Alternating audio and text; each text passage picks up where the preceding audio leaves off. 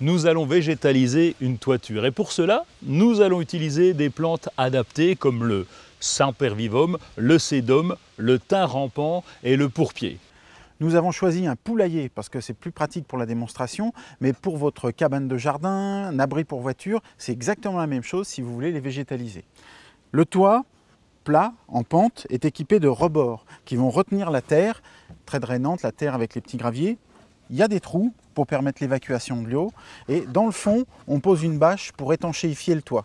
Cette toiture est équipée de lattes qui vont permettre de maintenir la résistance puisque le terreau peut être très lourd lorsqu'il est humide, mais elles vont aussi permettre de retenir également la terre. Notre poulailler est équipé d'une plaque de feutre étanche en dessous. Mais sur toute autre toiture, sur votre cabane ou votre garage, il faut rajouter une bâche style bâche de bassin pour vraiment la rendre étanche, un peu comme on fait ici. En laissant l'accès à tous les trous d'évacuation. Et en permettant que l'eau s'évacue bien par tous les trous. Sur une cabane ou un abri de jardin, la bâche doit recouvrir l'ensemble de la toiture afin de faciliter l'étanchéité. Nous avons choisi des plantes sans entretien comme les sédums et les sempervivum. Un seul impératif, c'est un terreau particulièrement bien drainé. Nous avons donc choisi un terreau que nous avons mélangé avec du sable et de la pouzzolane.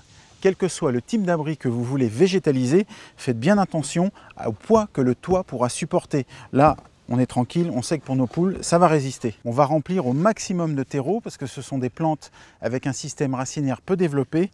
Donc on va à peine creuser pour les poser et les installer et il n'y aura pas besoin de revenir combler avec du terreau après. Voilà, là on a bien rempli, on a laissé une petite marge parce qu'il faut que premièrement on installe les plantes et ensuite on va aussi rajouter un paillage pour le côté déco.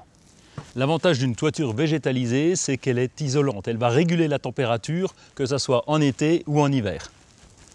Bon, on attaque par les plus grandes? Oui, on peut prendre les sédums à port érigé, puis après on prendra les pourpiers. Et les pourpiers. Allez.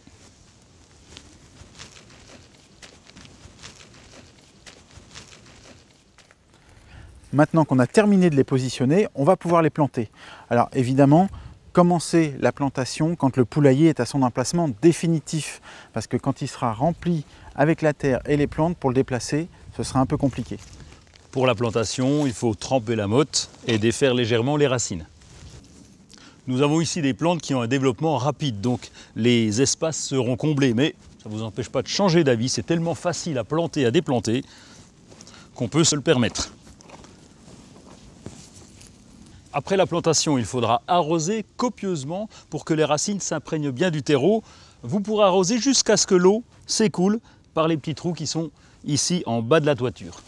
L'arrosage est important pendant la première saison pour la mise en place des racines. Ensuite, vous n'aurez plus à arroser, le ciel s'en chargera. Une fois l'arrosage terminé, on complétera avec un joli paillage décoratif. On a choisi des copeaux de bois bien rouges. Si une plante s'abîmait ou devenait vraiment vilaine, aucun problème, il suffira de la retirer et de la remplacer par une nouvelle. Et puis le seul entretien, ce sera sur les sempervivum. Quand les petites rosettes vont fleurir, celles-ci vont sécher, donc il faudra les couper et elles seront remplacées par les petites rosettes autour qui vont se succéder non-stop. Au fil du temps, au fil des saisons, eh bien, le paillage va se patiner un petit peu, la couleur sera un peu moins vive, et puis les plantes vont se développer progressivement et ça donnera un air tout à fait naturel. Bon, il faut qu'on finisse d'installer le poulailler et puis on va accueillir nos poules.